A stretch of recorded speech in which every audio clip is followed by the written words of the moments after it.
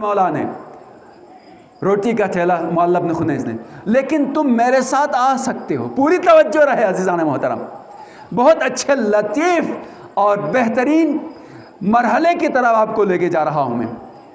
معلّہ کہتا ہے کہ میں اپنے مولا کے ساتھ چلتا رہا. مدینے کی ایک جگہ پر آ گیا تو وہاں پر کچھ لوگ سو رہے تھے. امام نے آہستہ سے ہر ایک کے سرہانے پر اس وقت کی اس رات کی روٹیاں رکھ دی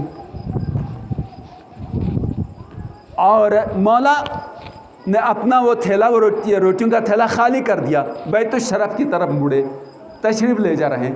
معلّہ بن خنیس آگے بڑھا، کہا مولا کیا یہ آپ کے توجہ، کیا یہ آپ کے ماننے والے ہیں؟ میرے مولا نے فرمایا اگر پوری توجہ رہے جملے پر، ضائع نہ ہونے پائے، ساری محنت اس جملے کے لیے کی ہے میں نے. اللہ نے عرض کیا مولا کیا یہ آپ کے ماننے والے ہیں؟ میرے مولا نے فرمایا اگر یہ ہمارے ماننے والے ہوتے تو ان کے طعام میں نمک بھی شامل کرتے. درود بھیج دینا محمد وال محمد کی ذات پر.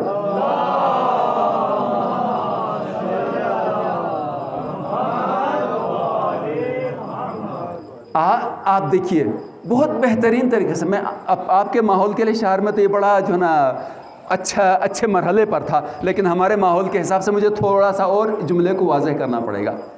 بھائی دیکھیے، آپ نے بہت اچھی طرح سے کھانا پکایا ہے، یا آپ کے لیے بہت اچھی محنت کر کے جو نا کھانا گھر میں پکا ہے اور دسترخوان بچھایا اور آپ کے سامنے کھانا رکھا. آپ نے لقمہ اٹھایا، بسم اللہ الرحمن الرحیم، لقمہ منہ میں ڈال دیا اور دیکھا کہ اس میں نمک نہیں ہے، تو آپ اس سے کھانا پکانے والی گھر کی مالکہ کو یہ کہیں گے بہت اچھا کھانا پکایا، یا کیس شروع کر دیں گے؟ آپ کے تیور بدلتے ہیں نا، یہ کیسا کھانا پھیکا؟ بھائی سب کچھ ہے، مصالحات اپنی جگہ پر مناسب انداز سے، اور گریوی بھی مناسب انداز سے، سب چیزیں مناسب انداز سے ہیں اور بہترین نارمل ہیٹ میں، حتیٰ یہ کہیں اسٹیم میں پکا کے بھی لائے، لیکن اس میں نمک اگر برابر نہ ہو تو آپ کا تیور بدل جاتے ہیں اور آپ کہتے ہیں کہ یہ کیا کیا ہے. ٹھیک ہے، تو پھر کسی کھانے میں طعام ہو لیکن اگر اس میں نمک برابر ہو، تھوڑی سی کمی بھی رہ گئی تو کمی چھپ جاتی ہے. نمک نے خامی چھپا دی اور نمک نہ ہونے کی وجہ سے خوبی بھی ظاہر نہیں ہوئی. تو امام فرماتے ہیں کہ کسی بھی اچھے طعام کو بھی سب سے زیادہ لذیذ بنا سکتا ہے تو وہ نمک ہے. تو ہمارے ماننے والے ہوتے تو ان کے طعام میں ہم نمک بھی ملاتے. تو امام کے نمک کا مطلب کیا ہوتا ہے؟ اگر یہ ہمارے ماننے والے ہوتے تو فقط دنیا کی غذا تک نہ رہتے، امامت کی غذا سے یہ اتنے بلند ہو جاتے کہ کوئی سلمان ہو جاتا، کوئی بوذر ہو جاتا، کوئی مقداد ہو جاتا، کوئی عمار یاسر ہو جاتا، کوئی حبیب ابن مظاہر ہو جاتا. تو اس طرح سے ہم کہتے ہیں کہ سلمان منا اہل البیت.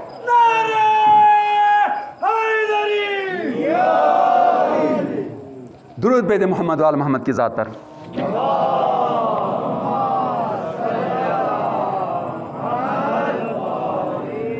توجہ عزیزان محترم. تو خالی کھانے سے وہی رہتا ہے، شاعر رہے گا. پوری توجہ کیجیے گا. اگر قبول نہیں کرتا ہے، نہیں مانتا ہے، ایمان نہیں لایا ہے، تو آل محمد کی مدح میں شعر کہنے والا شاعر رہے گا، لیکن مذہب کے اعتبار سے ہندو ہے تو ہندو، سکھ ہے تو سکھ، یہودی ہے تو یہودی، اور اگر بریلوی ہے تو بریلوی، اور اہل سنت ہے تو اہل سنت. چونکہ اہل بیت کی محمدہ میں کوئی شعر کہا ہے، رہے گا وہی. لیکن اگر ایمان کے ساتھ شعر کہہ دے گا تو پھر ایسی صورت میں طعام کے ساتھ اس کے لیے نمک بھی مل جاتا ہے. درود بھیج محمد وال محمد کی ذات پر.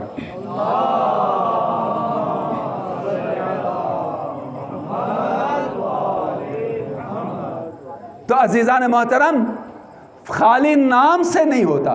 اور بعض تو ایسے بھی ہیں کہ جو محرم کا مہینہ آتا ہے تو نئے نام دے کر آ جاتے ہیں، اور بعض تو ایسے ہوتے ہیں کہ جو کہیں اور پتہ نہیں کون سی تاریخ شہادت، ایک جملہ شہادت تھی، تاریخ نہیں، ان کے ارتحال کی تاریخ تھی، کھینچ تان کے محرم میں لے آتے ہیں.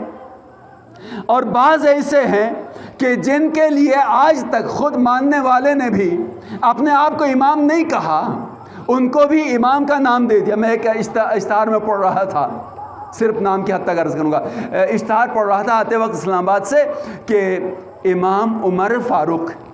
بھئی یہ تو آج تک کہیں بھی نہیں ہوا ہے کہ ان کو حضرت عمر فاروق کہا, لیکن امام جچتا ہی نہیں لفظ. نہ صرف جچتا نہیں ہے, جس کو تم نے یا نام کہہ دیا اس نے ہر مشکل مرحلے میں آ کر کہا اگر میں جتنا بھی بڑا بن جاؤں لیکن میرا امام ضرور علی ابن ابی طالب ہے. اسی لیے جب بھی مجھے مشکل پڑ جاتی ہے تو میں در علی پر جا کے کہتا ہوں کہ میری مشکل آپ کے در سے حل ہو جاتی ہے. درود پہ محمد. تو نام لینے سے آدمی بدلتا نہیں ہے. تو محبت وہ ہے کہ جو ایمان کے ساتھ ہو, قبول کرنے کے ساتھ ہو. صرف نام کی طرف دعوت نہیں دی گئی ہے. قل لا اسألکم علیہ اجرا الا المودۃ فی القربى. تو کوئی شخص یہ کہہ کر اپنے آپ کو نہیں بچا سکتا کہ ہم اہل بیت سے محبت رکھتے ہیں, ہم نے قصیدہ کہہ دیا ہے, ہم نے ممبر پہ کہنا شروع کر دیا, ہم نے جو نام اپنے نماز جمعہ میں نام لینا شروع کر دیا. نام سے کچھ نہیں بنتا, ایمان لائے ہو یا نہیں. اس لیے کہ قرآن نام کی دعوت نہیں دیتا, امام ماننے کی طرف بلاتا ہے. اسی لیے یہی فرمایا یا ایھا الرسول بلغ ما انزل الیک من ربک. رسول کو روک کے, یہ تو میں تفصیل سے بعد میں پڑھوں گا, رسول کو روک کے کہا آج ان سے منوا لیں کہ یہ سب اپنا علی ابن ابی طالب کو اپنا امام کہیں. درود بھیجے محمد وال محمد کی ذات پر.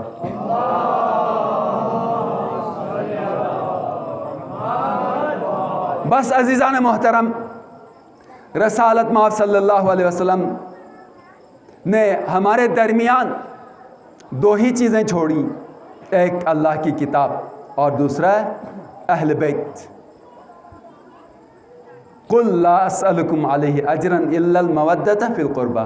یہ مہینہ اہل بیت کی مظلومیت کا مہینہ ہے, اہل بیت کے غم کا مہینہ ہے, اہل بیت کی اسیری کا مہینہ ہے. اور اسی لیے جب محرم کا چاند نظر آتا ہے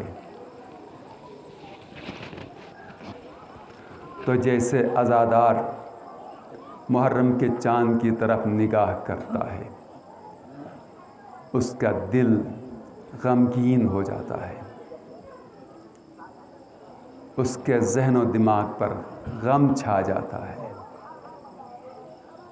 گھر کا ماحول بدل جاتا ہے, گھر والوں کے ساتھ بات کرنے کا انداز بدلتا ہے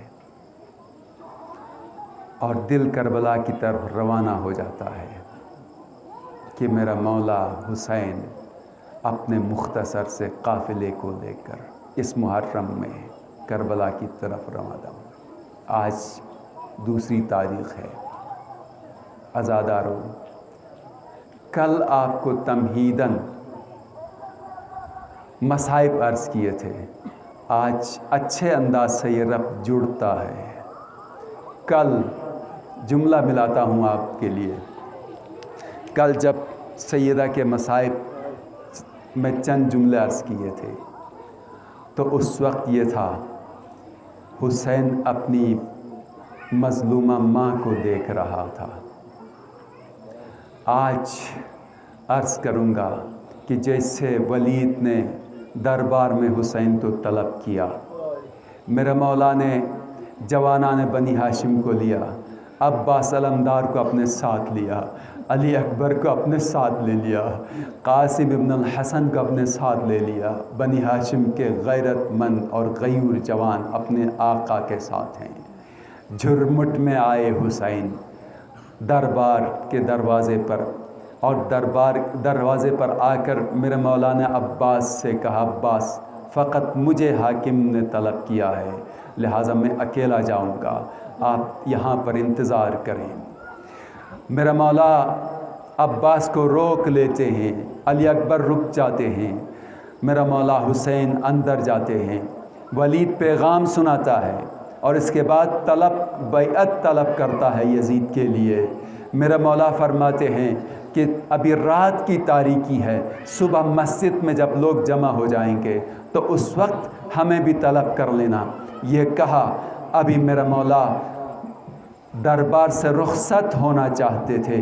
کسی گستاخ نے، معلوم ہے عزادارو، کہہ دیا ولید اگر آپ نے حسین کو زندہ جانے دیا تو پھر حسین تمہارے ہاتھ نہیں آ سکے گا. اتنا سننا تھا. زہرا کے لال کو جلا لایا.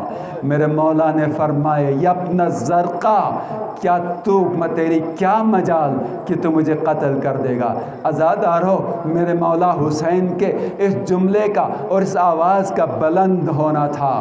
دروازے پر ایک ٹھوکر لگائی غازی عباس نے اور دروازہ کھل گیا. عباس اندر آئے، علی اکبر اندر آئے اور میرے مولا عباس نے کہا آقا کس نے گستاخی کی ہے؟ علی اکبر آگے بڑھے، بابا کس نے گستاخی کی ہے؟ میرا مولا نے کہا ہوگا عباس یہ مدینہ ہے، کربلا نہیں ہے. تمہاری قربانی کا وقت، تیرے وفا کا وقت کربلا کا میدان ہوگا. علی اکبر یہ مدینہ ہے. سمجھا کر میرا مولا اپنے جوانوں کو لے کر آتے ہیں. گھر پر آئے، رات کی تاریکی ہوئی. جزاکم ربکم. میں مسائل کی طرف اب تیزی سے جاتا ہوں، اس لیے آپ کو معلوم ہے آپ کا دل مدینہ پہنچا ہے اور اس روانگی کے منظر کو آپ کے دل نے تصور کر لیا ہے. تو چند جملے سنتے جائیے. عزاداروں، کوئی آنسو نہ رکے، کوئی آپ کو روکتا نہیں ہے، اس لیے کہ جتنے رو گے زہرا آپ کو خلد بری سے دعا دے گی. اور میرے فرزند پر رونے والوں، میں تمہاری شفاعت روز قیامت کر لوں گی. تمہارے آنسو کو اپنے رومال میں جمع کر کے رکھوں گی. جب حشر کا میدان ہوگا تو سب سے پہلے میں تمہاری شفاعت کروں گی، تب جنت جاؤں گی. عزادارو، بس عزادارو، چند جملے آپ کے لیے عرض کیے ہیں. آپ معرفت رکھتے ہیں، آپ غیرت مند ہیں، آپ اہل بیت کی معرفت رکھتے ہیں. آپ کے سامنے اشاروں میں مصائب کہنا کافی ہوتا ہے. اور میرے جوانوں، آپ کے بازو سلامت رہیں. بس چند جملوں کی زحمت اور پھر مجھے اجازت دے دیجئے. بس عزادارو، میرا مولا رات کی تاریکی میں آئے. عباس سے کہا عباس محملیں تیار کرو، اونٹوں کو سجاؤ. عزادارو، علی اکبر سفر کی تیاری کرو. بس عزادارو، سفر کی تیاری ہوتی ہے رات کی تاریکی میں. سارا قافلہ تیار ہوا. اب جب قافلہ تیار ہوا ہے، ایک مرتبہ میرا مولا اپنے بیت الشرف سے نکلے، روانہ ہوئے رسول اللہ کے روضے کی طرف. روایت کا جملہ میں پڑھوں گا. عزادارو، روایت کے راوی نے اس طرح سے نقل کیا ہے، حسین اپنے نانا کی تربت پر گیا اور دیر تک نانا کی تربت کو اپنے بازو میں لے کر روتے رہے اور کہا نانا، امت نے آپ کے شہر میں رہنے نہیں دیا. اب میں اے نانا، حسین آپ کے جوار سے رخصت ہوا چاہتا ہے. بس عزادارو، اپنے نانا کے ہاں سے رخصت ہوئے اور اس کے بعد آئے جنت البقیع کی طرف آئے تو راوی کہتا ہے جیسے ہی تربت مادر کی طرف حسین بڑھنے لگا ہے تو بہت تیزی سے میں جملہ اپنے عزاداروں کو اس طرح سے کہوں، شاید جب اپنی ماں کی تربت کی طرف جانب حسین جا رہے تھے تو اپنا بچپنا یاد آیا ہوگا. جب ماں چکی پیستی تھی تو ہم دونوں بھائی دوڑ کے ماں کے پاس جاتے تھے، زمانہ یاد آیا ہوگا. راوی کہتا ہے حسین آئے تربت مادر پر اپنے آپ کو گرا دیا. کہا میں حسین، اے اماں تیری تربت پر آیا ہوں. روتے رہے دیر تک اور شاید آواز آئی ہوگی حسین تو مدینہ چھوڑ دے گا تو زہرا بھی بقیع چھوڑ دے گی. جزاکم ربکم. عزادارو، اس کے بعد میرے مولا اپنے بھائی کی تربت پر آئے، بھائی کو بھی سلام کیا. اب آئے بیت الشرف پر اور کہا عباس اب میری بہنوں کو سوار کرو، میری بیٹیوں کو سوار کرو، جزاکم ربکم عزادارو۔ عباس آگے بڑھے، ایک ایک کر کے بیوی کو سوار کیا، علی اکبر آگے بڑھے، ایک ایک کر کے سوار کیا۔ رات کی تاریکی میں بس عزادارو جیسے ثانی زہرا کی سواری کی باری آئی، حسین قریب آئے، کہا میں اپنی بہن کو میں خود سہارا دوں گا۔ ایک طرف عباس، ایک طرف علی اکبر، خود حسین آقا بھی، زینب سوار ہو رہی۔ ہاں بس عزادارو یہ مدینہ سے روانگی تھی، اور ہائی ایک روانگی ایسی کہ جب زینب سوار ہونا چاہتی ہے، اب جب زینب کو بھی یاد آیا میں مدینہ سے کی شان سے رخصت ہوئی تھی، سوار ہوئی تھی، عجب نہیں ترائی کی طرف نگاہ گئی ہوگی، او بھائی عباس تیری بہن جانا چاہتی ہے، اور میری 18 سال کی کمائی علی اکبر پھپھی کو سوار نہ کرے گا۔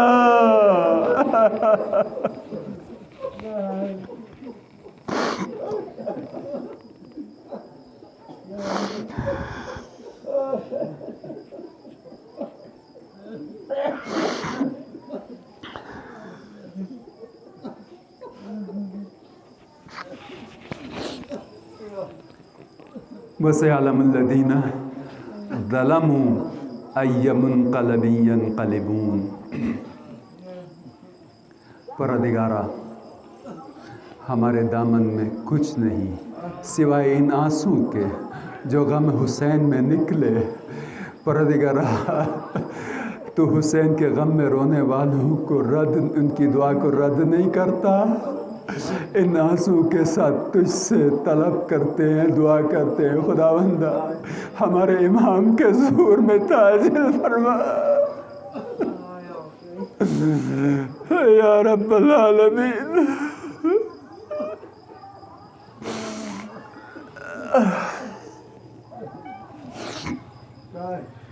خدایا دوسری دعا ہے یا رب العالمین، ایسی لیاقت اور صلاحیت عطا فرما کہ ہم اپنے امام کے پیروکار بن سکیں۔ پروردگارا تمام علماء کرام، مراجع عظام، خصوصاً رہبر انقلاب کو صحت و سلامتی اور طول عمر عطا فرما۔ خداوندہ دشمنان اسلام، دشمنان مکتب تشیع، خصوصاً امریکہ، اسرائیل، داعش، تکفیری ٹولہ، جو بھی قابل ہدایت نہیں، ان تمام باطل طاقتوں کو نابود فرما۔ پروردگارہ عالم بشریت سے، مسلمانوں سے، اسلامی ممالک سے، خصوصاً مومنین سے اس وبا کا جلد سے جلد خاتمہ فرما، اور جو مریض ہیں ان سب کو شفائے کامل و عاجل عطا فرما۔ خداوندہ جو ہسپتال میں بیمار ہیں، ایڈمٹ ہیں، مریض ہیں، مجھے نہیں معلوم ان عزاداروں کے مریض گھر میں ہیں، ہسپتال میں ہیں، خصوصاً مجھے کل ایک برادر نے کہا حاجی دولت صاحب مریض ہیں۔ خداوندہ تمام مریضوں کو شفائے کامل و عاجل عطا فرما۔ حاجت مند مومنین مومنات، خصوصاً عزادار مومنین مومنات کے جملہ حوائج کو روا فرما۔ پروردگارہ جو بے اولاد ہیں ان کو اولاد صالح عطا فرما، جو تنگ دست ہیں ان کو وسعت رزق عطا فرما، جو مقروض ہیں ان کے قرضوں کو ادا فرما۔ خداوندہ ہمارے جوانوں کو علی اکبر کی سیرت پر چلنے کی توفیق عطا فرما۔ خداوندہ ہمارے بوڑھوں کو حبیب ابن مظاہر کی سیرت پر عمل کرنے کی توفیق عطا فرما۔ پروردگارہ ارواح مومنین و مومنات، خصوصاً عزاداروں کی گزشتہ ارواح کو غریق رحمت فرما۔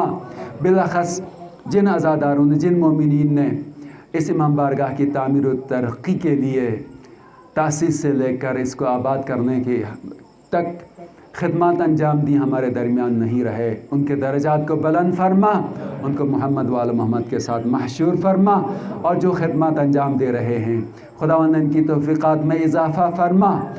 حسین کے اس گھر کو، اس دربار حسین کو شاندار طریقے سے آباد رکھنے کی ہمیں توفیق عطا فرما، موانع اور رکاوٹوں کو برطرف فرما۔ پروردگارہ جن کی خصوصی حاجتیں ہیں اور ہدیہ یہاں بھیجا ہے، خداوند ان کی جملہ خاص حاجتوں کو روا فرما، اپنی حاجتوں کو بھی مد نظر رکھیے، اور جو ہدیہ بھیج رہے ہیں اپنی خاص حاجتوں کی روائی کے لیے، ان کی حاجتیں بھی روا ہوں۔ آیت شریفہ کی تلاوت کرتے ہیں، مل کر 3 مرتبہ صلوات پڑھ دیجئے محمد و آل محمد کی ذات پر۔ اللہم صلی علی محمد و آل محمد، اللہم صلی علی محمد و آل محمد، اللہم صلی علی محمد و آل محمد وعجل فرجہ۔ بسم اللہ الرحمن الرحیم۔ امن یجیب المضطر اذا دعاہ یکشف السوء، امن یجیب المضطر اذا دعاہ یکشف السوء، امن یجیب المضطر اذا دعاہ یکشف السوء، امن یجیب المضطر اذا دعاہ یکشف السوء، امن یجیب المضطر اذا دعاہ یکشف السوء۔ ربنا تقبل منا انك انت السميع العليم بجاه محمد وآله الطيبين الطاهرين وبرحمتك يا ارحم الراحمين۔ بر محمد وآل محمد صلوات۔ اللهم صل على محمد وآل محمد، صل على محمد وآل محمد، اللهم صل على